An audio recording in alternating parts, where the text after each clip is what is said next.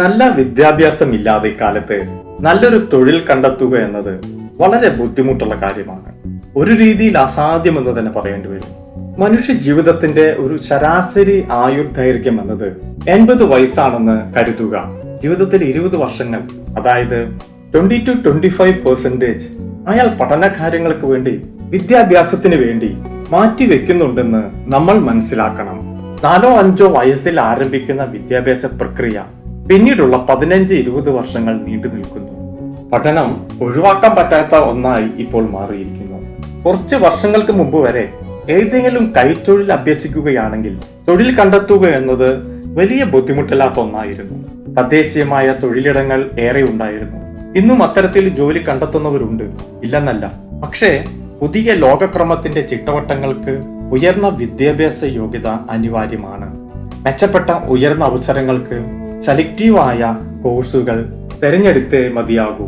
ഒന്നുറപ്പിക്കുക, പഠനം അനിവാര്യമാണ്. അപ്പോൾ എങ്ങനെയാണ് പഠനം എളുപ്പമാക്കുന്നത് എന്ന് ചിന്തിച്ചേ മതിയാകൂ. പാഠ്യപദ്ധതിയിൽ ഉൾപ്പെട്ട പാഠങ്ങൾ പഠിക്കുക എന്നത് ഒട്ടേറെ പേർക്കും ഇഷ്ടമുള്ള കാര്യമല്ലെന്ന് നമുക്ക് ഏവർക്കും അറിയാം. അത്ര ലാഘവത്തോടെ സമീപിക്കാൻ പറ്റുന്ന കാര്യവുമല്ല ഇത്. സത്യത്തിൽ ഒരു പഠനവും അത്ര എളുപ്പമല്ലെന്നുകൂടി നാം അംഗീകരിക്കേണ്ടതുണ്ട്. വളരെ ബുദ്ധിമുട്ടി തന്നെയാണ് പഠനത്തിൽ മികവ് കാണിക്കുന്നവർ ആ തലത്തിൽ എത്തിച്ചേരുന്നത്. ഇവിടെ നാം ചെയ്യേണ്ടത് പഠനത്തെ കുറെ കൂടി ശാസ്ത്രീയമായി നോക്കിക്കാണാനും പുതിയ പഠന വഴികൾ കണ്ടെത്താനുമാണ്. എന്താണ് പഠനം? തന്നിരിക്കുന്ന വിഷയങ്ങൾ നല്ലതുപോലെ മനസ്സിലാക്കാനും അവ ആവശ്യമുള്ളപ്പോൾ ഓർമ്മിച്ചെടുക്കാനും അവ അവതരിപ്പിക്കാനുമുള്ള കഴിവാണ് പഠനം. പ്രായോഗിക തലത്തിൽ ഈ പഠനം ഉപയുക്തമാക്കുന്നുണ്ടോ എന്നത് പഠനത്തിന്റെ മറ്റൊരു വശമാണ്. പാഠ്യവിഷയങ്ങൾ നല്ലതുപോലെ മനസ്സിലാക്കാൻ ഇക്കാലത്ത് നിരവധി സ്രോതസ്സുകളുണ്ട്. ക്ലാസ് മുറികളിൽ നിന്ന് അധ്യാപകർ പകർന്നു തരുന്ന അറിവിനൊപ്പം അവയെ പരന്ന തലത്തിലേക്ക് കൊണ്ടുപോകാൻ ഇന്ന് ഇന്റർനെറ്റും വീഡിയോ റിസോഴ്സുകളും ഓൺലൈൻ ലൈബ്രറികളും ഒക്കെ ധാരാളമായുണ്ട്. അവയെ നല്ലതുപോലെ ഉപയുക്തമാക്കുക എന്നതാണ് പോംവഴി. പഠനത്തിന്റെ രണ്ടാം ഘട്ടം എന്നത് അവയെ ആവശ്യമുള്ളപ്പോൾ ഓർമ്മിച്ചെടുക്കുക എന്നതാണല്ലോ. അങ്ങനെ പഠിച്ച കാര്യങ്ങൾ കൃത്യമായി ഓർക്കണമെങ്കിൽ ആ രീതിയിൽ അവയൊക്കെ ബ്രെയിനിൽ ഫീഡ് ചെയ്യപ്പെടണം. ഇവിടെയാണ് നാം ചില ടെക്നിക്കുകൾ പ്രയോഗിക്കേണ്ടത്. ഈ രീതികൾ അവലംബിക്കുകയാണെങ്കിൽ അത് നിങ്ങളുടെ പഠനത്തെ ഏറെ സഹായിക്കും. പരീക്ഷകളിൽ ഉയർന്ന മാർക്ക് നേടാനും അത് നിങ്ങളെ പ്രാപ്തരാക്കും.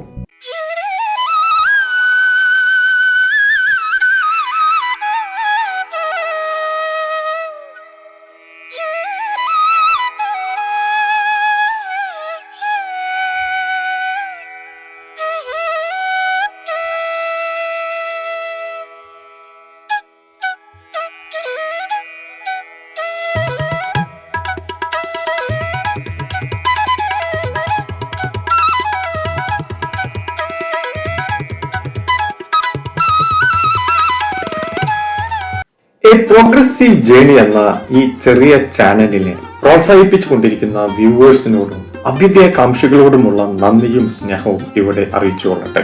അതോടൊപ്പം തന്നെ ഒരു അഭ്യർത്ഥനയും. ഈ ചാനൽ വെച്ച് തുടങ്ങുന്നതേയുള്ളൂ. ചാനലിലെ കണ്ടന്റുകൾ ഇഷ്ടപ്പെടുകയാണെങ്കിൽ സബ്സ്ക്രൈബ് ചെയ്യാൻ മറക്കല്ലേ. നിങ്ങളുടെ ലൈക്സും കമന്റ്സും ഷെയറിങ്ങും ഒക്കെ നിരന്തരം പ്രതീക്ഷിക്കുന്നു. Peg word technique. വാക്കുകളെ നമ്പറുകളുമായി ലിങ്ക് ചെയ്യുന്ന രീതിയാണ് പെഗ് വേർഡ് സിസ്റ്റം എന്നത്. വസ്തുക്കളെ, വാക്കുകളെ നമ്പറുകളുമായി കൂട്ടിയിണക്കി ആ വസ്തുക്കൾ ചേർത്ത് ഒരു സ്റ്റോറി ക്രിയേറ്റ് ചെയ്യുക. 1 എന്നത് ഒരു ബൺ ആയും, 2 എന്നത് ഷൂ ആയും, 3 എന്നത് ട്രീ ആയും, 4 എന്നത് ഡൂർ ആയും, 5 എന്നത് ഹൈവ് ആയും, 6 എന്നത് സ്റ്റിക്സ് ആയും, 7 എന്നത് ഹെവൻ ആയും സങ്കല്പിക്കുക. ലിങ്ക് ചെയ്യേണ്ട വാക്കുകൾ, വസ്തുക്കൾ, വ്യക്തികൾ ഈ നമ്പറുകളുടെ ഒബ്ജക്ട്സുമായി ബന്ധപ്പെടുത്തുക. ഒരു രാജാവിന്റെയോ ശാസ്ത്രജ്ഞന്റെയോ പേരാണ് ഓർക്കേണ്ടതെങ്കിൽ അയാൾ ഒരു ബണ്ണ് കഴിക്കുന്നതായി സങ്കല്പിക്കുക. അത് പ്രകാരം ലിങ്ക് ചെയ്യുക. ആ വിഷൻ മനസ്സിലേറെ കാലം നിലനിൽക്കും. ഒരുപക്ഷെ ജീവിതകാലം മുഴുവൻ ആ പേര് കേൾക്കുമ്പോൾ നാം ഓർക്കുക ബണ്ണിനെയായിരിക്കും. തിരിച്ചും ഇതുപോലെ നമ്പറുകൾക്കൊക്കെ ചില പെർമനന്റ് ഒബ്ജക്ട്സ് ഫിക്സ് ചെയ്യുക. അവയെ ഓർക്കേണ്ട വസ്തുക്കളുമായി ലിങ്ക് ചെയ്യുക. ബണ്ണ് പിടിച്ചുകൊണ്ട് കഴിച്ചുകൊണ്ട് ഒരാൾ ഷൂ ഇടുന്നതും അയാൾ ട്രീയിൽ കയറുന്നതും ട്രീയിലുള്ള ചില ഡോർസ് തുറക്കുന്നതും അതിൽ നിന്നും തേനീച്ചകൾ പുറത്തു വരുന്നതും അവയെ ഓടിക്കാൻ സ്റ്റിക്സ് എടുക്കുന്നതും മുകളിലുള്ള ഹെവനിലേക്ക് പറക്കുന്നതുമൊക്കെ സങ്കല്പിക്കുക. ഒരു സ്റ്റോറി ക്രിയേറ്റ് ചെയ്യുക. ലോജിക്കൽ ആകണമെന്നൊന്നുമില്ല. ഇമാജിനേഷനും ഇല്ലോജിക്കൽ തോട്ട്സിനും ബ്രെയിനിൽ ധാരാളം സ്ഥലമുണ്ട്. യുക്തിഭദ്രമല്ലാത്ത ഇത്തരം ചെറിയ കഥകളിലൂടെ നമ്മുടെ ടോപ്പിക് മുഴുവൻ നമുക്ക് കവർ ചെയ്യാം. കാണാപ്പാഠം പഠിച്ച് അവയൊക്കെ മറക്കുമോ എന്ന ഭയവും വേണ്ട. ഓർമ്മിച്ചെടുക്കാൻ വലിയ സർക്കംസ് കാണിക്കേണ്ട. ഈ കഥ തന്നെ മുഴുവൻ പോയിന്റ്സും നിങ്ങളുടെ ഉള്ളിൽ കൊണ്ടുവരും. നമ്പറുകൾക്ക് ഇവിടെ പറഞ്ഞതുപോലെയുള്ള ഒബ്ജക്ട്സ് അലോട്ട് ചെയ്യണമെന്നില്ല. നിങ്ങൾക്ക് ഇഷ്ടമുള്ള വസ്തുക്കളെ അലോട്ട് ചെയ്യാം. പെർമനന്റ് ആയും നമ്പറുകൾക്ക് വസ്തുക്കളെ തരംതിരിച്ചു കൊടുക്കാം.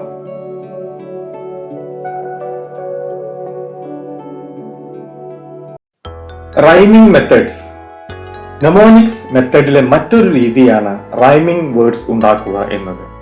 നിറങ്ങളെ ഓർമ്മിച്ചെടുക്കാൻ പറ്റുന്ന റൈമിംഗ് വേർഡ്സ് ആണ് Richard of York gave battle in vain എന്നത്. Red, orange, yellow, green, blue, indigo and violet എന്ന നിറങ്ങൾ ഈ റൈമിംഗ് വേർഡിൽ ഒളിഞ്ഞിരിക്കുന്നു. 30 ദിവസങ്ങളുള്ള മാസങ്ങളെ ഓർക്കാനുള്ള റൈമിംഗ് ഇതാണ്. 30 days hath September, April, June and November. നമുക്കറിയാവുന്ന മറ്റൊരു റൈമിംഗ് ശകലമാണ് in 1492 Columbus sailed the ocean blue. ഈ രീതിയിൽ നമുക്ക് ഓർക്കേണ്ട പോയിന്റ്സ് വെച്ച് റൈമിംഗ് ഉണ്ടാക്കാം. ഇത് വളരെ ഉപകാരപ്രദവും ഓർക്കാൻ എളുപ്പവുമാണ്.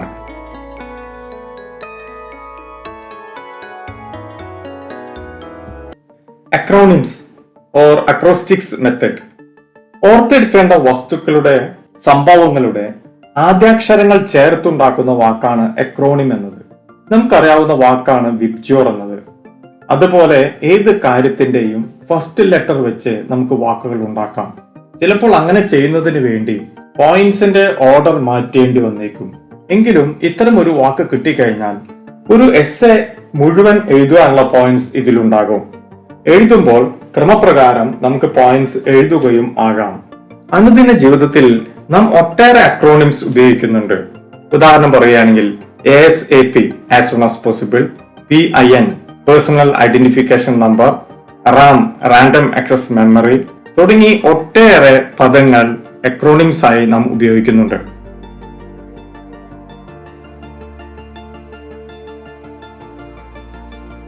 അക്രോസ്റ്റിക്സ് മെത്തേഡ്.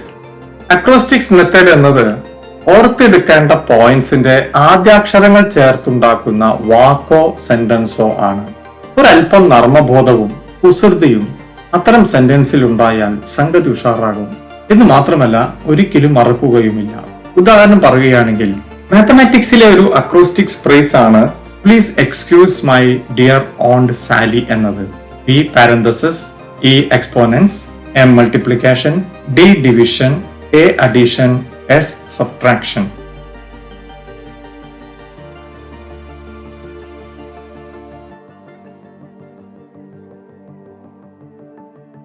Chunking method. ചങ്കിങ് മെത്തേഡിൽ നാം ഓർമ്മിച്ചെടുക്കേണ്ട വിവരങ്ങൾ നമുക്ക് കണക്ട് ചെയ്യാൻ പറ്റുന്ന സീക്വൻസുകളായി തരംതിരിക്കുന്നു. ഉദാഹരണത്തിന് റിലേഷൻ ടേബിളുകളായോ ഹൈറാർക്കിക്കൽ ഇമ്പോർട്ടൻസിന്റെ രൂപത്തിലോ മെഷീനറി ഫംഗ്ഷന്റെ രൂപത്തിലോ ഒരു ഫ്ലോ ചാർട്ടിന്റെ രൂപത്തിലോ ആക്കുന്നു. ആ സീക്വൻസ് നമുക്ക് ഓർക്കാൻ എളുപ്പമാകും. ഡിജിറ്റ്സുകൾ വർഷങ്ങളായും ഫോൺ നമ്പറുകളായും ഓർമ്മിച്ചെടുക്കാം.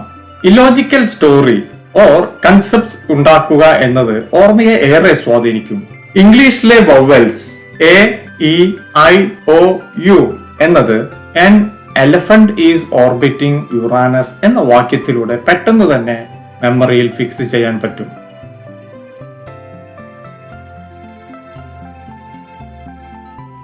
മെമ്മറി പാലസ് ടെക്നിക് അഥവാ മെത്തഡ് ഓഫ് ലോസി. നമ്മൾ ഭാവനയിൽ മെനഞ്ഞെടുക്കുന്ന അല്ലെങ്കിൽ നമുക്ക് പരിചിതമായ സ്ഥലം, കൊട്ടാരം, വീട്, ടൗൺ എന്നിവയെ ബന്ധപ്പെടുത്തിയാണ് ഈ ടെക്നിക്ക് രൂപപ്പെടുന്നത്. ആ സ്ഥലത്തേക്കുള്ള നിങ്ങളുടെ യാത്ര, അവിടെ നിങ്ങൾ സ്ഥിരമായി പോകുന്ന ഇടങ്ങൾ, കാര്യങ്ങൾ എന്നിവയെ കൂട്ടിയിണക്കി നിങ്ങൾ ഓർക്കേണ്ട വസ്തുതകളുടെ ഒരു സ്റ്റോറി നിർമ്മിക്കുന്നു. ഈ ലൊക്കേഷനാണ് ലോസി. ലൊക്കേഷന്റെ ലാറ്റിൻ പദമാണ് ലോസി എന്നത്. ഏതാണ്ട് 2500 വർഷങ്ങൾക്ക് മുമ്പ് ഈ മെത്തേഡ് ഉപയോഗിച്ചിരുന്നതായി തെളിവുകളുണ്ട്. സൈമോനിദസ് ഓഫ് സ്യൂസ് ആണ് ഈ രീതി കണ്ടെത്തുന്നത്. നിങ്ങൾക്ക് ഇഷ്ടപ്പെട്ട ഒരിടം നിങ്ങൾ തിരഞ്ഞെടുക്കുന്നു. ഉദാഹരണമായി നിങ്ങളുടെ വീട് തന്നെ എടുക്കുക. വീടിന്റെ front wall, gate, sit out, front room, living room, main hall, bedrooms, bathrooms, kitchen, work area, staircase, upper bedroom, balcony ഇവയെല്ലാം ഓർഡറിൽ തിരഞ്ഞെടുക്കുക. ശേഷം ഓർക്കേണ്ട വസ്തുക്കളെ പോയിന്റ്സിനെ ഇതിൽ ഓരോന്നിലും അലോട്ട് ചെയ്യുക. യുക്തിഭദ്രമല്ലാത്ത രീതിയിൽ ഇമേജസ് ക്രിയേറ്റ് ചെയ്യുക. ചില ഫണ്ണി എലമെന്റ്സ് കൂടി ചേർക്കുക. ഓർക്കേണ്ട പോയിന്റ്സ് അഥവാ ഈവന്റ്സ് ക്രമമായി ഓർക്കാൻ ശ്രമിക്കുക. വളരെ എളുപ്പത്തിൽ ഇവയൊക്കെ റീപ്രൊഡ്യൂസ് ചെയ്യാൻ നിങ്ങൾക്ക് സാധിക്കും. ലൊക്കേഷൻ നമുക്ക് പരിചയമുള്ള എന്തുമാകാം. ടൗൺ, വില്ലേജ്, അങ്ങനെ എന്തും തിരഞ്ഞെടുക്കാം.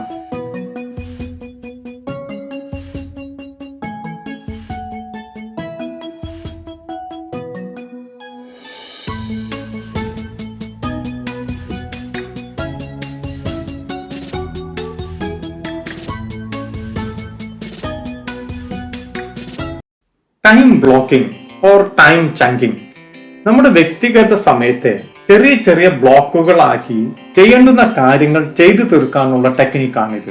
ഒരർത്ഥത്തിൽ ടൈം ടേബിൾ. ഓരോ ടാസ്കിനും പ്രത്യേക സമയ ബ്ലോക്ക് അനുവദിക്കുക.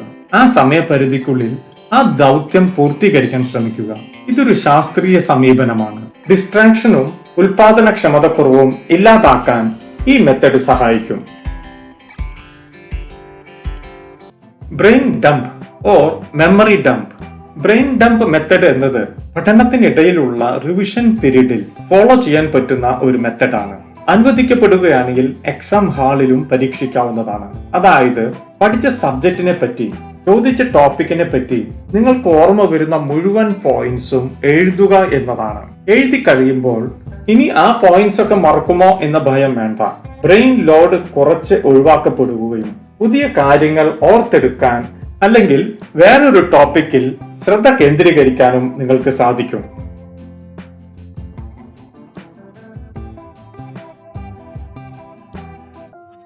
Rote memorisation. Rote memorisation technique ഊന്നൽ കൊടുക്കുന്നത് റിപ്പീറ്റേഷനിലാണ്. അതായത് പഠിച്ച കാര്യങ്ങൾ വീണ്ടും റിപ്പീറ്റ് ചെയ്യുക, പഠിച്ചത് വീണ്ടും ഉരുവിടുക, ചെയ്ത മാത്തമാറ്റിക്സ് പ്രോബ്ലം വീണ്ടും ചെയ്യുക, അങ്ങനെ റിപ്പീറ്റ് ചെയ്യുന്നതിലൂടെ ഈ വിഷയങ്ങൾ മനസ്സിൽ രൂഢമൂലമായി പതിയുകയും ഓർമ്മിക്കപ്പെടാൻ എളുപ്പവുമായി തീരുന്നു. അടിസ്ഥാന പഠനത്തിൽ കുട്ടികളുടെ ചെറുപ്രായത്തിലുള്ള പഠന പ്രക്രിയയിൽ ഈ രീതി ഒട്ടേറെ ഗുണം ചെയ്യും.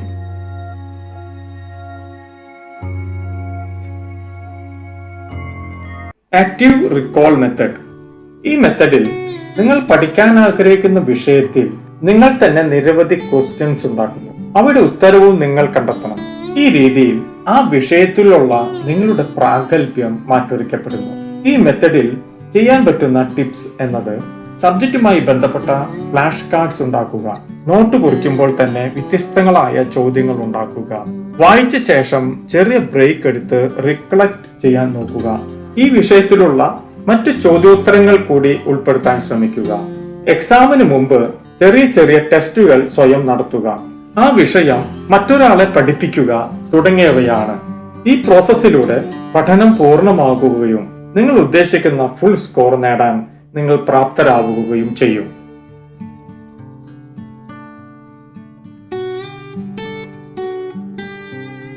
Feynman technique. ഈ 4 സ്റ്റെപ്പ് മെത്തഡിന്റെ പ്രധാന ഉപയോക്താവ് 1965 ഫിസിക്സിനുള്ള നോബൽ സമ്മാനം നേടിയ അമേരിക്കൻ ശാസ്ത്രജ്ഞൻ റിച്ചാർഡ് ഫെയ്ൻമാൻ ആണ്. 4 കാര്യങ്ങളിലൂടെ നിങ്ങളുടെ വിഷയത്തിലുള്ള അവബോധം പൂർണ്ണമാക്കാനാണ് ഈ ടെക്നിക് ഉപയോഗിക്കുന്നത്. ആദ്യത്തേത് വിഷയം നല്ലതുപോലെ പഠിക്കുക എന്നതാണ്. രണ്ടാമത്തേത് ആ വിഷയം മറ്റൊരാളെ പഠിപ്പിക്കുക എന്നതാണ്. പഠിപ്പിക്കാൻ തുടങ്ങുമ്പോഴാണ് നിങ്ങൾക്ക് ആ സബ്ജക്റ്റിലെ കുറവുകൾ, ന്യൂനതകൾ കണ്ടെത്താൻ പറ്റുന്നത്. ആ കുറവുകൾ കണ്ടെത്തി കഴിഞ്ഞാൽ നിങ്ങൾ വീണ്ടും ആ സബ്ജക്റ്റിലേക്ക് തന്നെ മടങ്ങുന്നു. വിട്ടുപോയ ഭാഗങ്ങൾ, കുറവുകൾ, ന്യൂനതകൾ വീണ്ടും പഠിക്കുന്നു. നാലാമത്തേത് ആ വിഷയം നിങ്ങൾ ലളിതവൽക്കരിക്കുന്നു അല്ലെങ്കിൽ സിംപ്ലിഫൈ ചെയ്യുന്നു.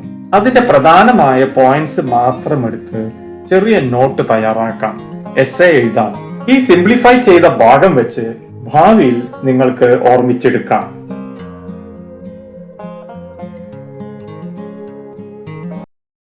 Spaced repetition method. ഈ മെത്തഡിൽ നിങ്ങൾ പാഠഭാഗങ്ങൾ റിവിഷൻ ചെയ്യേണ്ടത് നിശ്ചിത ഇടവേളകൾ നൽകിയാണ്. 2-3-5-7 മെത്തഡ് എന്നും ഈ രീതിയെ വിളിക്കാം.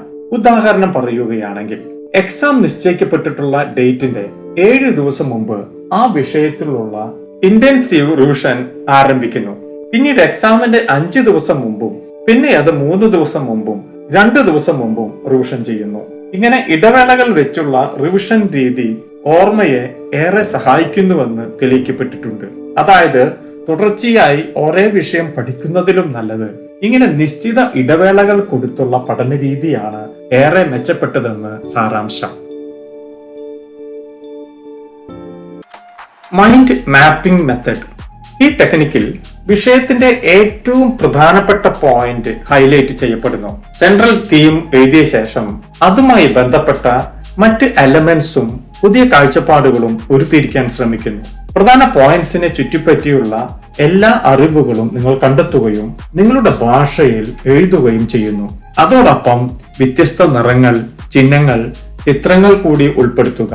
പോയിന്റ്സ് ഒരു ഹൈറാർക്കി മെത്തഡിലോ ഫ്ലോ ചാർട്ട് മെത്തഡിലോ എഴുതുക. ഇത്തരം രീതികൾ പഠനത്തെ, ഓർമ്മയെ ഏറെ സഹായിക്കുമെന്നതിൽ സംശയമില്ല.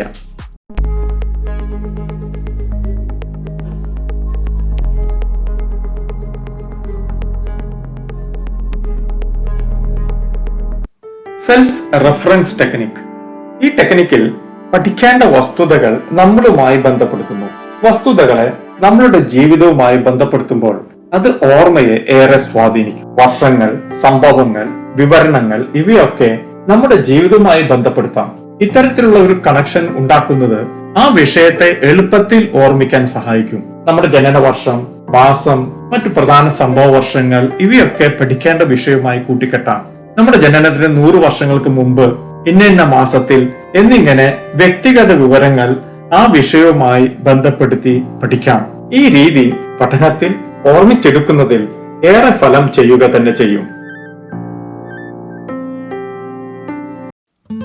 Concept map or conceptual diagram.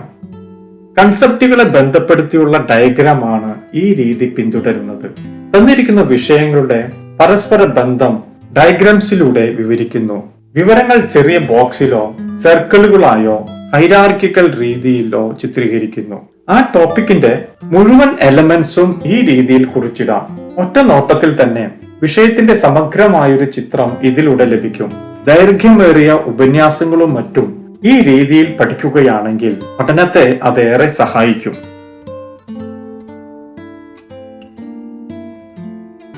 Memory techniques, നെമോണിക്സിന്റെ പ്രാധാന്യത്തെ പറ്റി 20ാം നൂറ്റാണ്ടിന്റെ ആരംഭ ദശകങ്ങളിൽ തന്നെ പഠനങ്ങളും ഗവേഷണങ്ങളും നടന്നിരുന്നു.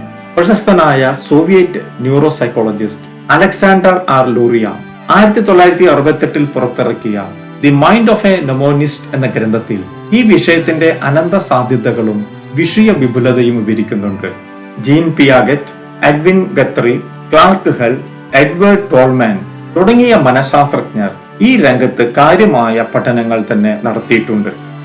വ്യത്യസ്തങ്ങളായ ധാരാളം പഠന രീതികൾ നിലവിലുണ്ട്. ഓർമ്മിച്ചെടുക്കാൻ സഹായിക്കുന്ന നിരവധി മെത്തഡ്സുമുണ്ട്. ഓരോ വിദ്യാർത്ഥിയും തങ്ങൾക്ക് എഫക്റ്റീവായി തോന്നുന്ന ടെക്നിക്സ് ഫോളോ ചെയ്യാൻ ശ്രമിക്കുക. ഇവയെല്ലാം കൂട്ടിയിണക്കിക്കൊണ്ടുള്ള പുതിയ മാർഗമാണ് ഗുണപ്രദമായി തോന്നുന്നതെങ്കിൽ അങ്ങനെയും ചെയ്യുക.